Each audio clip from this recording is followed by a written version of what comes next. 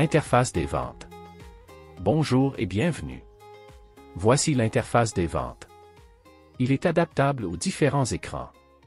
Vous pouvez le mettre en plein écran sur un ordinateur de bureau et vous aurez alors les trois sections suivantes. La partie de gauche pour la recherche des articles, le panier d'achat, avec le total et le montant dû au bas.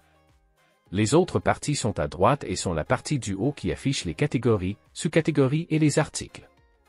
La partie du bas contient les fonctions de navigation comme le bouton Vente rapide, le bouton Carte cadeau, si vous avez le module, le bouton pour les fonctions avancées, la recherche de reçus, remise sur les ventes et le bouton décaissement, si vous avez le module. La partie du bas sont les boutons de paiement pour compléter les paiements, le bouton Vente suspendue pour retrouver les ventes qui ont été suspendues, le bouton Suspendre la vente pour mettre la vente en attente et le bouton Annuler la vente. Ce bouton permet d'annuler la transaction tant qu'elle n'a pas été payée ou d'annuler les modifications sur une vente complétée. Notez que chaque reçu imprimé aura son numéro de facture sur code à barre, donc pour rechercher une facture vous pouvez aller dans le bouton Recherche reçue ou utiliser la boîte de recherche d'articles à la main ou à l'aide d'un lecteur de code à barre ou de la caméra de votre appareil mobile. Passons maintenant à la fonction Recherche de reçus. Dans la page vous verrez la liste des dernières transactions ainsi que certaines mentions.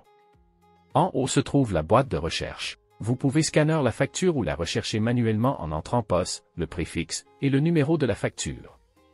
Par exemple, POS 8 et la facture 8 et s'affiche alors à votre écran. Vous pouvez accéder à modifier cette facture en cliquant sur le crayon en haut à droite. Notez que certaines fonctions ne sont disponibles qu'en format ordinateur de bureau à cause de l'espace restreint sur certains appareils mobiles. La mention « En tout temps » est cliquable et vous dirige vers un choix de date de début et de date de fin pour vous aider à rechercher une facture dans une période donnée. Par exemple, un client est venu la semaine dernière mais n'a pas sa facture et il ne sait pas la journée exacte.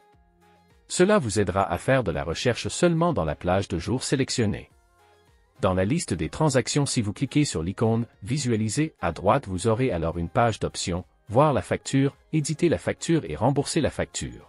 L'icône d'imprimante vous permet de réimprimer le reçu client et ou marchand. Le bouton « Remise sur vente » vous permet de donner un rabais en argent sur une facture.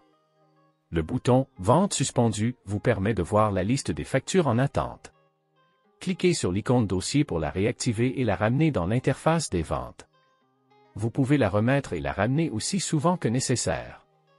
Le bouton « Paiement » vous amène à la page de total, si vous êtes en mode mobile. Il faudra glisser vers la gauche pour vous diriger à la section « Choix des paiements » en cliquant sur « Ajouter paiement » et finaliser la vente. Vous pouvez utiliser plusieurs modes de paiement par vente. Il y a aussi une section avec des boutons pour ajouter le montant à payer. Glissez encore vers la gauche si vous êtes en version mobile. La version ordinateur de bureau affiche en entier sauf si vous rapetissez la fenêtre de l'application. Voilà. Nous vous remercions et nous vous invitons à continuer votre visionnement de nos autres vidéos. Merci.